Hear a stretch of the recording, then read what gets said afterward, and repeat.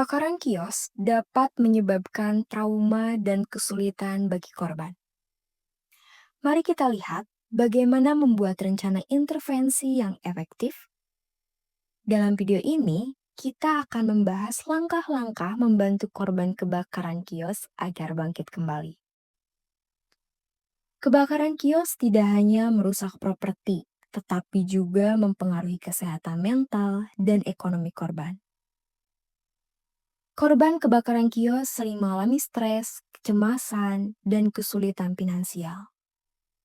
Rencana intervensi harus mempertimbangkan kebutuhan korban, seperti bantuan psikologis, ekonomi, dan sosial. Nah, langkah pertama adalah memberikan bantuan darurat seperti tempat tinggal sementara dan makanan. Kemudian, kita harus membantu korban membangun kembali usaha mereka dengan pelatihan dan bantuan finansial. Kolaborasi antara pemerintah, organisasi sosial, dan masyarakat sangat penting untuk kesuksesan rencana intervensi. Penting untuk memantau kemajuan korban dan mengevaluasi efektivitas rencana intervensi. Dengan rencana intervensi yang tepat, korban kebakaran kios dapat bangkit kembali dan memulai hidup dengan baru. Kebakaran dipicu oleh pembakaran sampah yang dilakukan oleh warga setempat yang berada di bawah kios. Lalu, api awalnya muncul di halaman sungai yang ada di bawah kios tersebut. Objek yang terbakar ada 4 kios yang terkena dampak, kemudian tidak ada korban jiwa dalam kejadian ini. Namun, ada salah satu warga yang mengalami syok akibat kejadian tersebut. Di sini, kita akan menjelaskan tentang rencana intervensinya. Yang pertama itu adalah engagement. Di sini kita mengadakan pertemuan dengan korban kebakaran untuk mendengarkan cerita mereka dan memahami perasaan mereka.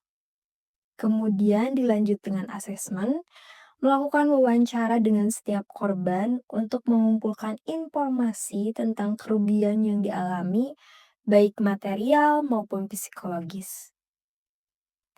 Dilanjut kepada planning, di sini kita berdasarkan hasil dari asesmen, merencanakan dukungan psikologis, baik itu material yang diperlukan, kemudian menentukan jenis dukungan yang akan diberikan seperti konseling individu ataupun kelompok. Dilanjut dengan intervensi, yaitu menyediakan konseling psikologis untuk membantu korban mengatasi trauma dan stres pasca kebakaran. Terakhir, diadakannya evaluasi, di mana kita melakukan evaluasi berkala dengan korban untuk menilai kemajuan mereka dalam pemulihan fisik maupun emosional. Berdasarkan masyarakat sekitar, kebakaran kios merupakan salah satu jenis kebakaran yang paling sering terjadi di wilayah Taman Sari. Peristiwa ini seringkali menimbulkan kerugian materi yang cukup besar bagi para pedagang dan masyarakat sekitar.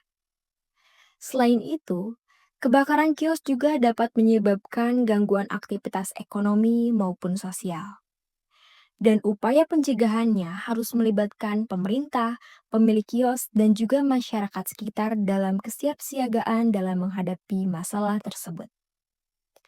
Rencana intervensi yang disebut bertujuan untuk memberikan dukungan menyeluruh kepada korban kebakaran kios, baik dari segi emosional maupun material. Dengan pendekatan sistematis melalui tahapan engagement, assessment, planning, intervention, dan evaluation, diharapkan para korban dapat pulih dengan cepat dan kembali berkontribusi dalam komunitas mereka.